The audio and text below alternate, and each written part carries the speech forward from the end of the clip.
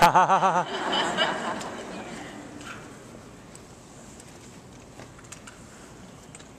1922, the Fred Stone Circus came to the Mineola Fairgrounds for the benefit of the Occupational Therapy Society of New York. You may wonder how a circus can promote occupational therapy.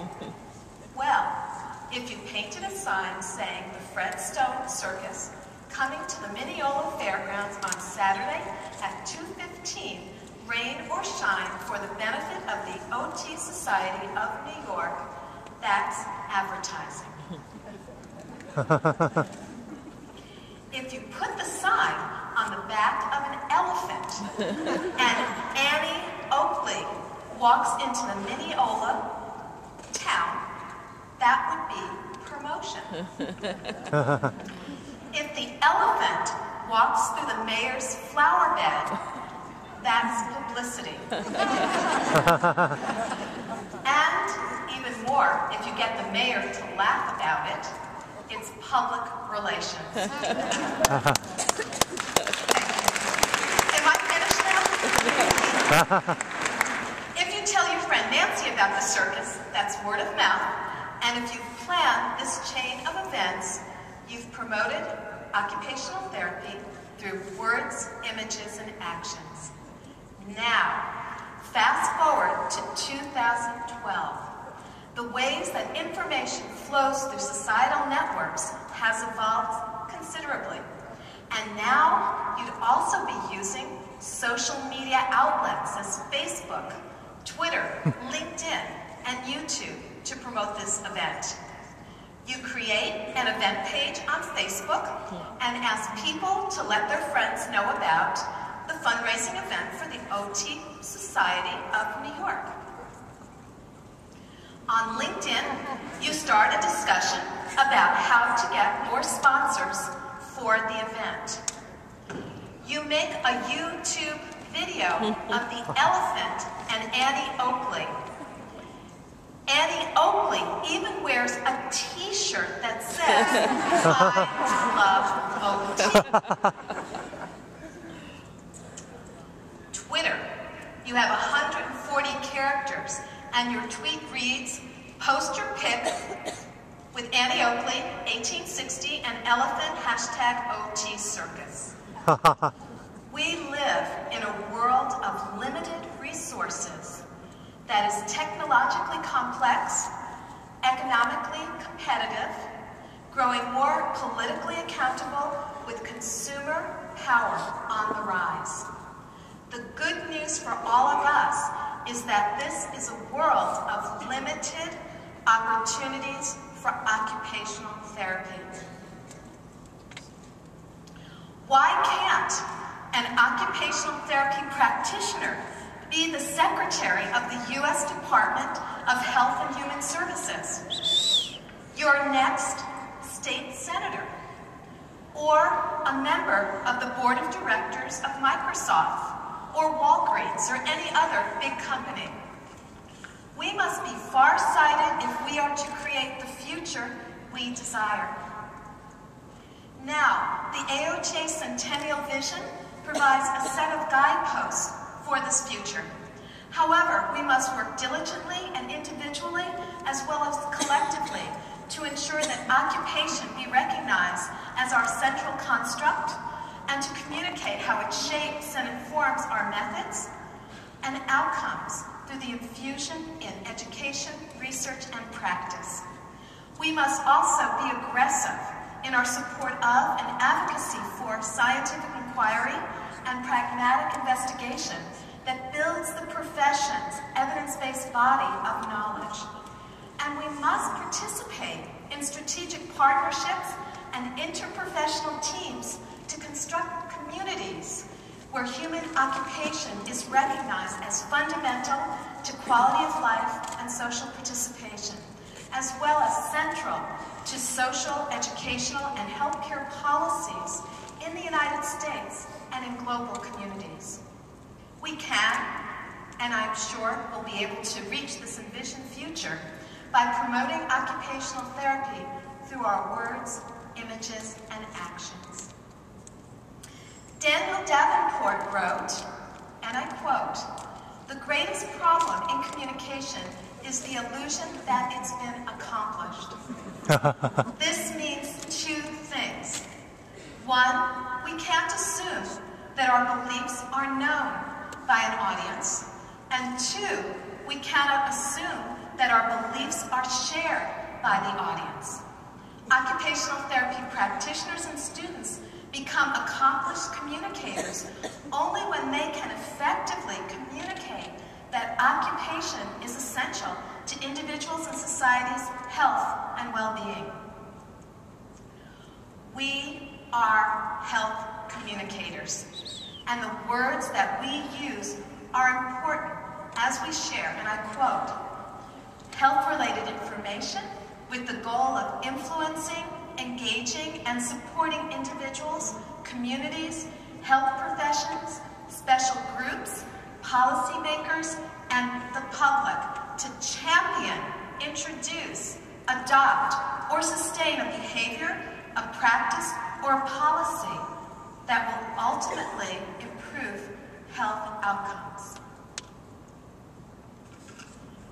Whether you're an amateur shutterbug, accomplished photographer, or you simply appreciate art, I am sure you're familiar with the saying that a picture is worth 1,000 words. A complex idea can be conveyed in just one image, and I hope you saw lots of images while you were waiting. We can use images to convey the power of participation in society as a bridge to health for people regardless of age or ability. Just imagine if we had a traveling exhibit like the photos you saw when you first came in here that appeared in hallways of high visibility venues like the airport in Indianapolis or your own town, or libraries, or state houses, or schools. Putting images of OT into the public eye helps to illustrate what we do and its value. Well, Alison Sullivan at American International College did just that. She and her students explained what OT was through images in a bulletin board located in their college that over 400 health students pass by daily. Now, over 400 people in Springfield, Mass. know more about OT. Casey Britton at the University of New England created a similar exhibit for display within a school setting.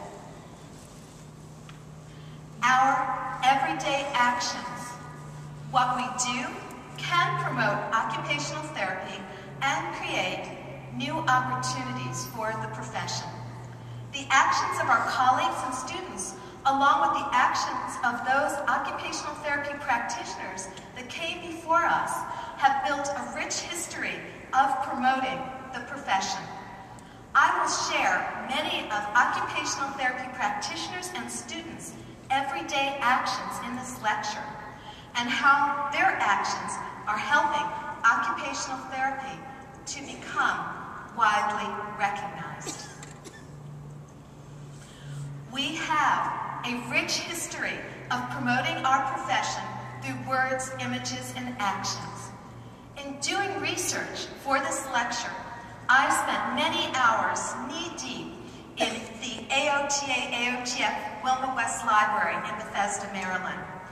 I was discovering countless gems that I actually didn't even know about after all my years of time at AOTA. Today, we need to continue this tradition using new and powerful tools of social media to help us promote occupational therapy. In the past 5 years, there has been a fundamental shift towards using social media to reach large audiences. If you haven't personally set up a Facebook account or bought a smartphone, your clients, whether prospective or current, certainly have. Your congressperson has, and billions of other people have too. According to the Pew International Research Center, 65% of internet users are social media users. These are just not students accessing social media outlets with smartphones, iPads, or notebook computers while sitting in coffee shops. Social media is used by all populations, and I have to say my father Googles all the time. Those new opportunities provide us with powerful means to amplify our profession's societal footprint. And the rather amazing part is that these new tools are both democratized and personalized. Anyone can become an OT advocate and can reach out to a potentially global audience. Take, for example, the Occupational Therapy Global Day of Service that took place this year on February 25th. We were able to enlist 2,500 participants nearly exclusively through social media. Later on, I will share OT Global Day of Service in much more depth. What I'm saying is that these days, learning to and apply the tools of communication, marketing, and promotion is as vital to being a good occupational therapy practitioner as keeping up with the evidence, literature, and best practice. Now is a good time as any to take action. Take out your smartphones. For those in the room with your smartphones, I encourage you to take them out right now. If you have a Twitter account, key points from this speech are being tweeted live by Carl Schwartz at Boston University, my social media manager, and there's Carl Schwartz there. You see what our Twitter address is, and please use the hashtag slagle12. We hope that you'll join in the conversation. Carl will be following your tweets, so please share what you think of this lecture, and more importantly, what words, images, and actions you use to promote occupational therapy. Thank you for sharing.